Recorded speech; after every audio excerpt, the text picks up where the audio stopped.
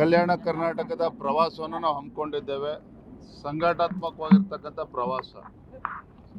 ಇನ್ನು ರಾಜ್ಯಾದ್ಯಂತ SIR ಮತದಾರ ಪಟ್ಟಿಯ ಪರಿಷ್ಕರಣೆ ನಡೀತಾ ಇದೆ ಮತ್ತು ಸಂಘಟನಾತ್ಮಕವಾಗಿರ್ತಕ್ಕಂಥ ವಿಚಾರಗಳು ಎಲ್ಲವನ್ನೂ ಕೂಡ ಚರ್ಚೆ ಮಾಡಬೇಕು ಅಂತೇಳಿ ಬೀದರ್, ಗುಲ್ಬರ್ಗ, ಯಾದಗಿರಿ, ರಾಯಚೂರು, ಕೊಪ್ಪಳ ಈ ಜಿಲ್ಲೆಗಳ ಪ್ರವಾಸವನ್ನು ಹಮ್ಮಿಕೊಂಡಿದ್ದೇವೆ. ಎಲ್ಲ ಜಿಲ್ಲೆಗಳ ನಮ್ಮ ರಾಜಕೀಯ ಸ್ಥಿತಿಗತಿ ಬಗ್ಗೆನೂ ಕೂಡ ನಾವು ಚರ್ಚೆನ ಮಾಡೋರಿದ್ದೇವೆ. ವಿಶೇಷವಾಗಿ ಸಂದರ್ಭದಲ್ಲಿ ಚರ್ಚೆ ಮಾಡುವಂಥದ್ದು ಅಂತ ಹೇಳಿದ್ರೆ ಬೀದರ್ ಇರ್ಬೋದು, ರಾಯಚೂರು ಇರ್ಬೋದು, ಗುಲ್ಬರ್ಗ, ಯಾದಗಿರಿ ಜಿಲ್ಲೆಗಳಿರ್ಬೋದು. 12% ಅಷ್ಟು ಮಳೆ ಆಗಿರುವಂಥದ್ದು. ಈ ಭಾಗದಲ್ಲೇ 30 ಲಕ್ಷಕ್ಕೂ ಹೆಚ್ಚು ಹೆಕ್ಟೇರ್ಗಳಲ್ಲಿ ಇವತ್ತು ಬಿತ್ತನೆ ಆಗದೇನೆ ರೈತರು ಪರದಾಡ್ತಾ ಇದ್ದಾರೆ. ಮಳೆಯ ಅಭಾವದಿಂದ ತೊಗರಿ, ಸೂರ್ಯಪಾನ ಇರ್ಬೋದು, ಹತ್ತಿ ಇರ್ಬೋದು, ಬಿತ್ತನೆ ಆಗದೇನೆ ಇವತ್ತು ರೈತರು ಸಂಕಷ್ಟದಲ್ಲಿದ್ದಾರೆ. ಮಾನ್ಯ ಮುಖ್ಯಮಂತ್ರಿಗಳು ಮೊನ್ನೆ ದಿನ ಬಸವ ಕಲ್ಯಾಣಕ್ಕೂ ಕೂಡ ಭೇಟಿಯನ್ನು ನೀಡಿದರು. ಫೋಟೋ ಶೂಟ್ ಮಾಡಿಸ್ಕೊಂಡು ಹೋಗಿದ್ದಾರೆ. ನಾನು ರಾಜ್ಯದ ಮುಖ್ಯಮಂತ್ರಿಗಳಲ್ಲಿ ನಾನು ವಿನಂತಿ ಮಾಡ್ತೇನೆ, ವಿಶೇಷವಾಗಿ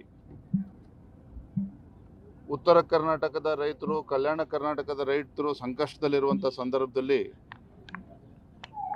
ಕನಿಷ್ಠ 50,000 ರೂಪಾಯಿ ಒಂದು ಎಕರೆಗೆ ಪರಿಹಾರವನ್ನು ನೀಡಬೇಕಾಗ್ತದೆ. ಈ ನಿಟ್ಟಿನಲ್ಲಿ ರಾಜ್ಯ ಸರ್ಕಾರ ತಲೆ ಕೆಡಿಸ್ಕೋಬೇಕು, ರೈತರ ಒಂದು ಸಮಸ್ಯೆಗೆ ಸ್ಪಂದನೆ ಮಾಡುವಂಥ ಕೆಲಸ ಮಾಡಬೇಕು ಅಂತೇಳಿ ನಾನು ಆಗ್ರಹ ಪಡಿಸ್ತೇನೆ.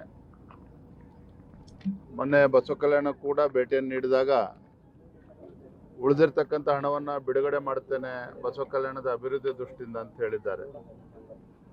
ಅನುಭವ ಮಂಟಪಕ್ಕೆ ತಮ್ಮೆಲ್ಲರೂ ಕೂಡ ನೆನಪಿದೆ, ಹಿಂದೆ ಭಾಜಪ ಸರ್ಕಾರ ಇದ್ದಾಗ ಸನ್ಮಾನ್ಯ BS ಯಡಿಯೂರಪ್ಪನವರು ಬಹಳ ಮುತುವರ್ಜಿ ವಹಿಸಿ 100 ಕೋಟಿ ರೂಪಾಯಿಗಳನ್ನು ತತ್ಕ್ಷಣ ಬಿಡುಗಡೆ ಮಾಡಿ, 200 ಕೋಟಿ ರೂಪಾಯಿಗಳನ್ನು ತತ್ಕ್ಷಣ ಬಿಡುಗಡೆ ಮಾಡಿ ಸುಮಾರು 500 ಕೋಟಿ ರೂಪಾಯಿ ಅಷ್ಟು ಒಂದು ಪ್ರಾಜೆಕ್ಟ್ ಆಗಿರುವಂಥದ್ದು. ಆದರೆ ಯಾಕೋ ಏನೋ ಕಳೆದ 3 ವರ್ಷದಲ್ಲಿ ರಾಜ್ಯದ ಕಾಂಗ್ರೆಸ್ ಸರ್ಕಾರ ಇದ್ರ ಬಗ್ಗೆ ತಲೆ ಕೆಡಿಸ್ಕೊಳ್ಳಿಲ್ಲ. ಈ ಭಾಗದ ಜನರು ಒತ್ತಾಯ ಮಾಡಿದಾಗಲೂ ಕೂಡ ಅದ್ರ ಬಗ್ಗೆ ಏನು ಚಕಾರವೂ ಕೂಡ ಎತ್ತಿಲ್ಲ. ಅದು ಈಗ ಮಾನ್ಯ ಮುಖ್ಯಮಂತ್ರಿಗಳು ಅದ್ರ ಬಗ್ಗೆ ಚರ್ಚೆ ಮಾಡಿದ್ದಾರೆ. ಇವರ ನೇತೃತ್ವದಲ್ಲಾದರೂ ಕೂಡ ತತ್ಕ್ಷಣ ಹಣ ಬಿಡುಗಡೆ ಮಾಡಿ ಏನೇನು ಕೆಲಸಗಳು ಆಗಬೇಕು ಅದ್ರ ಕಡೆ ಗಮನ ಹರಿಸ್ಬೇಕು ಅಂತೇಳಿ ತಮ್ಮ ಮುಖೇನ ನಾನು ವಿನಂತಿ ಮಾಡ್ತಾ ಇದ್ದೇನೆ. ರಾಜ್ಯ ಬಿಜೆಪಿಯಲ್ಲಿ ಏನು ಸರಿ ಇಲ್ಲ ಅಂತ ಪದೇ ಪ್ರೂವ್ ಆಗ್ತಾ ಇದೆ. ಅದೇ ವಿಶೇಷವಾಗಿ ಬೀದರ್ನಲ್ಲೂ ಕೂಡ ಸರ್ ಈಗ ಚುನಾವಣೆ ಬರ್ತಾ ಇದೆ, ಜಿಲ್ಲಾ ಪಂಚಾಯತ್, ತಾಲೂಕು ಪಂಚಾಯತ್, ಯಾವ ರೀತಿ ಇದಕ್ಕೊಂದು ಫುಲ್ ಸ್ಟಾಪ್ ಇಡ್ತೀರಿ? ಮತ್ತೆ ಪದೇ ಇದನ್ನ ಈಗ ಅಡ್ಡ ಮತದಾನ ವಿಚಾರ ಆಗಿರ್ಬೋದು, ಪ್ರತಿಯೊಂದು ಎಲ್ಲ ಆಂತರಿಕ ಬೇಗುದಿ ಆಗಿರ್ಬೋದು ಸರ್, ಯಾವ ರೀತಿ ಇದನ್ನು ಬಗೆಹರಿಸ್ತೀರಿ ಅಂತ, ಮತ್ತೆ ಏನು ಕ್ರಮ ಕೈಗೊಳ್ಳೋದಾಗಿದೆ?